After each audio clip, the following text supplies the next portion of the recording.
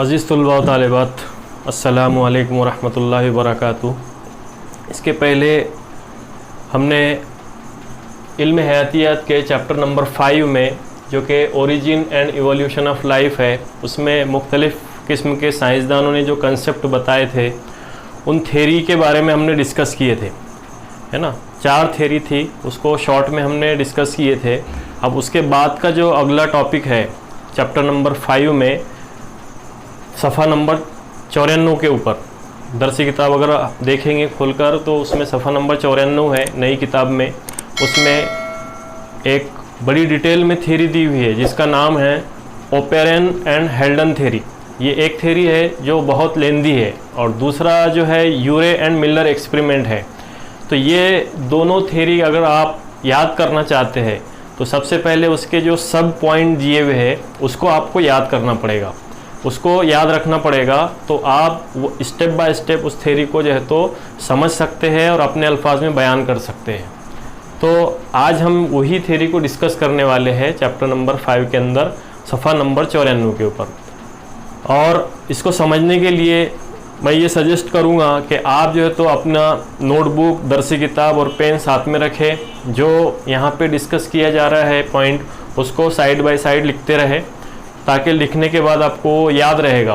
तो हम शुरू करेंगे अगला टॉपिक, ओपेरन एंड हेल्डन थ्योरी। तो ये जो थ्योरी है ये सबसे पहले दो साइंसदान है जिनका नाम है operon and हेल्डन।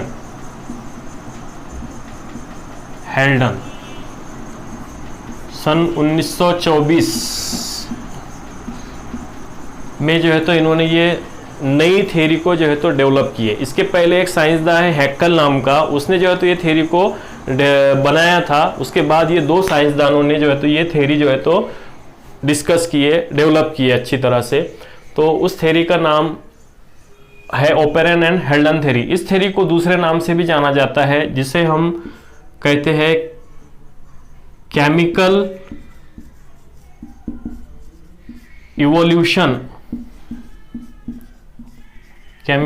Evolution of life. क्योंकि यहाँ पे केमिकल का वर्ड इस्तेमाल हुआ है, तो केमिकल मीन्स मुख्तलिफ किस्म के कीमिया यहाँ पर हम देखेंगे। केमिकल इवोल्यूशन हमने इसके पहले की थ्योरी में देखे थे, ओरिजिन ऑफ लाइफ, जो लाइफ का ओरिजिन, लाइफ का मबदा, लाइफ का स्टार्टिंग किस तरह से हुआ। उसके बाद में केमिकल इवोल्यूशन किस तरह से आया, इस थ्योरी के अंदर इसको जो है तो स्टेप बाय स्टेप बयान किया गया। तो यहाँ पर हम नाम से ही समझ सकते हैं केमिकल इवोल्यूशन ऑफ लाइफ के जो लाइफ का इर्तिका हुआ केमिकली, कीमियाई तौर से किस तरह से हुआ, ये इस थ्योरी के अंदर बताया गया खास करके। तो हम सबसे पहले यहाँ पर देखेंगे कि केमिकल इवोल्यूशन किस तरह से हुआ। तो सबसे पहला जो सब पॉइंट है इसके अंदर वो है origin of earth and primitive atmosphere. अब इसके अंदर जो 7 सब पॉइंट दिए हुए थ्योरी के अंदर, वो स्टेप बाय स्टेप आपको याद रखना है, याद करना है। तो ओरिजिन, सबसे पहले origin of earth and primitive atmosphere, पहला पॉइंट है ओरिजिन ऑफ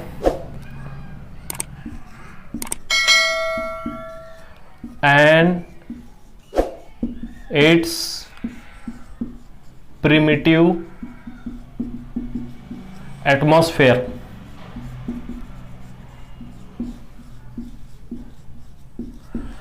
अब ये जो पहला पॉइंट है origin of earth and it's primitive atmosphere, ये बिलोंग करता है कि सबसे पहले जो 20 अरब साल पहले, 20 मिलियन ईयर्स एगो पहले यूनिवर्स का कंसेप्ट, जमीन का कंसेप्ट किस तरह से था। तो उसमें ये बताया गया है कि जब अर्थ का ओरिजिन हुआ, अर्थ या जमीन बनना शुरू हुई, उस वक्त उसका प्रिमिटिव एटमॉस्फेयर मतलब पहला माहौल किस तरह से था, तो उसमें ये बताया गया।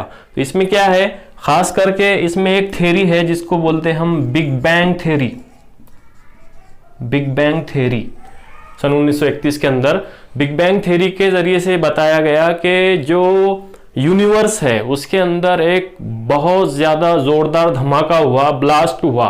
उस धमाके के ज़रिए से मुख्तलिफ़ किस्म के जो जर्रात है, पार्टिकल्स है, डस्ट पार्टिकल है, कॉस्मोरेज है, ये जो है तो ये फैल गई पूरे इसके अंदर, यूनिवर्स के अंदर, और एक तरह का मिल्की वे जो है तो तैयार हुआ। उस मिल्की वे को जो है तो इसने नाम दिया निब्यूला। निब्यूला, ये निब्यूला मिल्की वे में तैयार हुआ और वहां पर जो है तो मुख्तलिफ किस्म के कीमिया का और मुख्तलिफ किस्म के केमिकल का मजमुआ हुआ, जहां पर जो भारी जो है तो ज्यादा वजनी जो कीमिया थे जैसे मेटल, तो वो एक सेंटर में आ गए, जमीन के जो तो सेंटर में जमा हो गए, और जो हल्के जर्रात, हल्के सालमात या फिर हल्के कीमिया थे वो जो है तो अतराफ के माहौल में फैल गए। उसके अंदर मुख्तलिफ किस्म के जो है तो ऑक्सीजन है, नाइट्रोजन है, वाटर मॉलिक्यूल है, ये हल्के जर्रात जो है तो एक कीमिया की शक्ल में जमा होना शुरू हो गए। तो ओरिजिन ऑफ अर्थ के अंदर जो प्रिमिटिव एटमॉस्फेयर था, तो सेंटर में उसके जो है तो मेटल थे, जिसमें आयरन है, निकल है, एल्यूमिनियम है, तमाम किस्म के मेटल सेंटर में थे, और उसके अतराफ के माहौल में जो है तो सिर्फ कार्बन, ऑक्सीजन, नाइट्रोजन, हाइड्रोजन, ये जो हल्के किस्म के सालमात थे, ये जमा जो है तो मौजूद हुए थे। तो यही इस पहले पॉइंट के अंदर बताया गया ओपेरन एंड हल्डन थ्योरी के अंदर के जो प्रिमिटिव जो एटमॉस्फेयर था, ये जो है तो मुख्तलिफ गैसों के जरिए से बना हुआ था, जो बिग बैंग थ्योरी के जरिए से वजूद में आया। उसके बाद में दूसरा जो पॉइंट है ओपेरन एंड हेल्डन थ्योरी के अंदर, जो दूसरा पॉइंट है वो है formation of ammonia, water and methane. Formation of ammonia, water and methane. तो इस तरह जो दूसरा पॉइंट है ओपेरन एंड हेल्डन थ्योरी के अंदर, वो है formation of ammonia, water and methane. अब ये जो फॉर्मेशन हुआ इसका, तो सबसे पहले प्रिमिटिव एटमॉस्फेयर के अंदर हमने देखे थे कि वो हाइड्रोजन है ना, ऑक्सीजन, नाइट्रोजन और वाटर, इस तरह के मुख्तलिफ किस्म के जो आइटम थे, सालमात थे, कीमियाई, वो जमा हुए थे। यहाँ पर जो हाइड्रोजन थी, ये जो है तो फ्री फॉर्म में थी और वेरी रिएक्टिव थी, बहुत ज़्यादा रिएक्टिव थी। इसलिए हाइड्रोजन ने जो है तो दूसरे कीमिया के साथ में रिएक्ट होकर मुख्तलिफ किस्म के सालमात जो है तो ये तैयार की, जैसे अमोनिया। तो अमोनिया का जो है तो ये तैयार हुआ, हाइड्रोजन ने इसके साथ अमल करके NH3 अमोनिया तैयार कर लिया। ठीक उसी तरह हाइड्रोजन ने ऑक्सीजन के साथ अमल करके वाटर मॉलिक्यूल तैयार कर लिया। फिर इसी तरह मीथेन भी तैयार हुआ, CH4। तो ये कब तैयार हुआ? जब जमीन का इब्तिदाई माहौल जब धीरे धीरे ठंडा होना शुरू हुआ, धीरे धीरे इसका टेम्परेचर कम होना शुरू हुआ, तो ये तमाम किस्म की जो सालमात है, एटम है, ये आपस में मिलना शुरू हुए और इनके अंदर जो तो कीमियाई तामुलात होना शुरू हुआ। फिर वो शुरू होने के बाद में यहाँ पर ये अमोनिया का फॉर्मेशन हुआ, वाटर का फॉर्मेशन हुआ, मीथेन का फॉर्मेशन हुआ ज़मीन के ऊपर। उसके पहले ये तमाम किस्म के मॉलिक्यूल जो थे यहाँ पर मौजूद नहीं थे। तो इस तरह से ये जो दूसरा पॉइंट है formation of ammonia, water and methane, ये प्रिमिटिव एटमॉस्फेयर के बाद में जो है तो तैयार हुआ। तीसरा जो पॉइंट है फॉर्मेशन ऑफ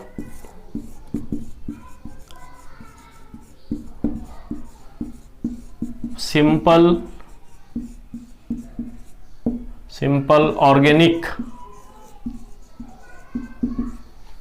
मॉलिक्यूल। अब ये जो तीसरा पॉइंट है, यहाँ पे इसके पहले हमने देखे कि जैसे प्रिमिटिव एटमॉस्फेयर था, वहाँ पर कार्बन, नाइट्रोजन, हाइड्रोजन, ऑक्सीजन तमाम अलग-अलग अपने इसमें एग्जिस्ट थे। लेकिन धीरे धीरे टेम्परेचर जो है तो कम होना शुरू हुआ, तो आपस में मिलना शुरू हुए, उससे अमोनिया, वाटर और मीथेन तैयार होना शुरू हुआ। लेकिन उसके बाद में फिर से जो है तो ज़मीन का जो है तो एटमॉस्फेयर या दर्जे हरारत कम होना शुरू हुआ, जिसकी वजह से सिंपल सादा तरीन नामियाती मुरक्कबात का ज़हूर हुआ। उसका प्रोटीन है, मोनोसैकेराइड है,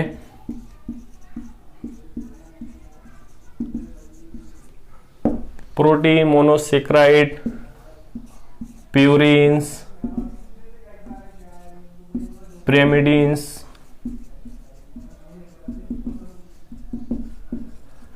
इस तरह से ये अमोनिया से, मीथेन से सिंपल ऑर्गेनिक मॉलिक्यूल तैयार होना शुरू हुए। अब इसके बाद में चौथा जो पॉइंट है, फॉर्मेशन ऑफ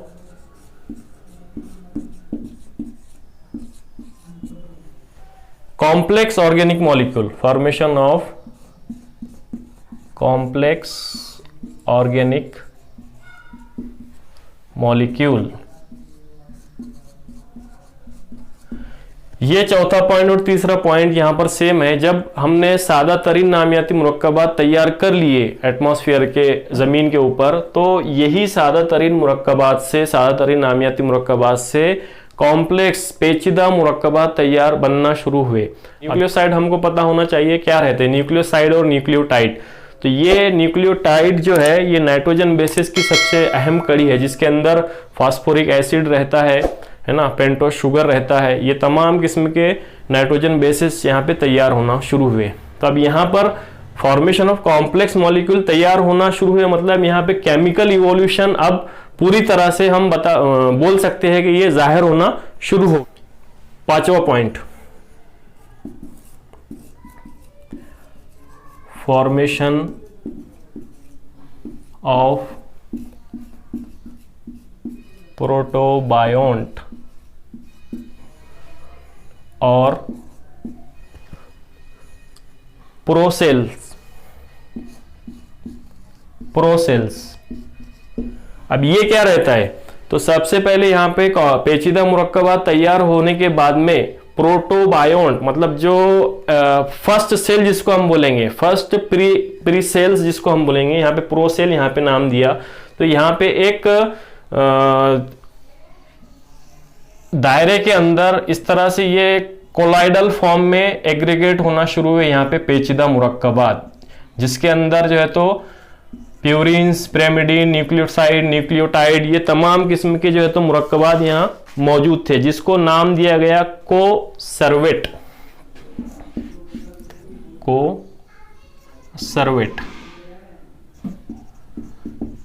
ये नाम दिया। अब ये कोलाइड एक साथ ये रिएक्ट होना शुरू हुए और उसके बाद में फॉर्मेशन ऑफ फर्स्ट सेल यहाँ पे तैयार हो गया। अब जो छठा पॉइंट है यहाँ पे, मैं ये मिटा देता हूं।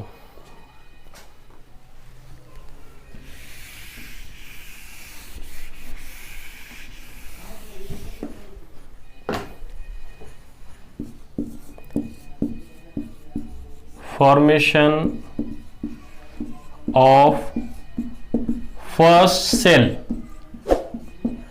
अब जो हमने स्टार्टिंग पॉइंट देखे थे, origin of atmosphere, primitive atmosphere of earth, वहां से लेकर ये छठे पॉइंट है फॉर्मेशन ऑफ फर्स्ट सेल।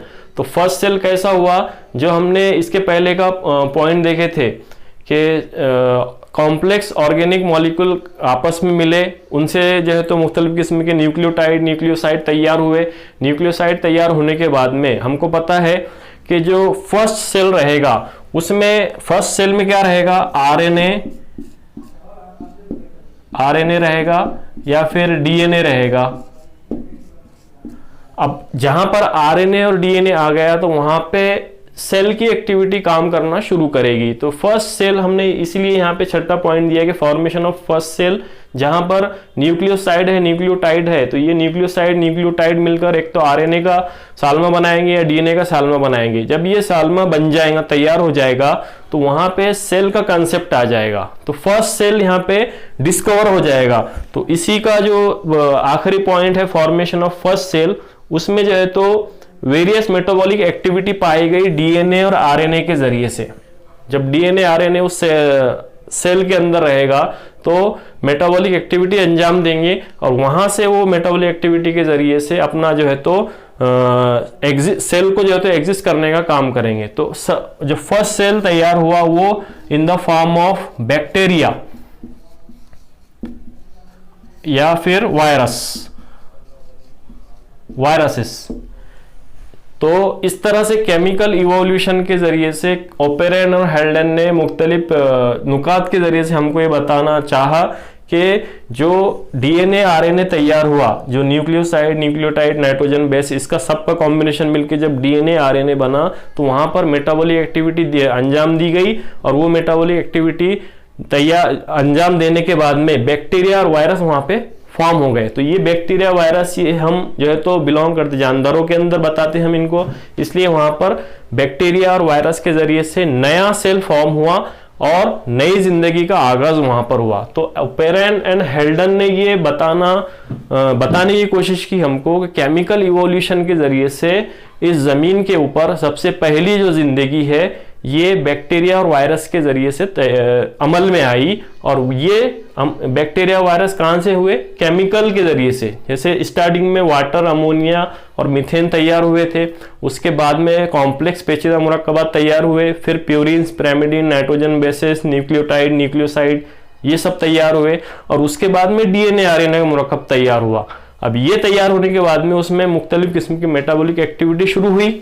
वो एक्टिविटी शुरू होने के बाद में जो है तो बैक्टीरिया और वायरस का यहाँ पे निज़ाम कायम हुआ। तो इस तरह से ओपेरन एंड हेल्डन थ्योरी ये हमको बताती है कि किस तरह से ज़मीन के ऊपर केमिकल इवोल्यूशन के ज़रिए से ज़िंदगी का आगाज़ हुआ, अंजाम दिया गया। तो इस तरह से ये है ओपेरन हेल्डन थ्योरी। इसको अगर हमको याद रखना है तो जितने 6-7 पॉइंट यहाँ पे डिस्क्राइब किए गए, इन सबको आपको कॉपी के अंदर लिखना है, याद करना है। तो ओपेरन एंड हेल्डन थ्योरी ये सबसे लेंदी थ्योरी है हमारे टेक्स्ट बुक के अंदर। उसके बाद में जो है तो यूरे और मिलर का एक्सपेरिमेंट है, वो भी थोड़ा शॉर्ट में हम लेंगे इसके बाद के वीडियो में। तो उम्मीद करता हूँ ये आपको समझ में आया होगा। अगर आपको ये वीडियो अच्छा लगा तो आपके दोस्तों को ये तो ज़्यादा से ज़्यादा इस वीडियो को शेयर करने की कोशिश करें।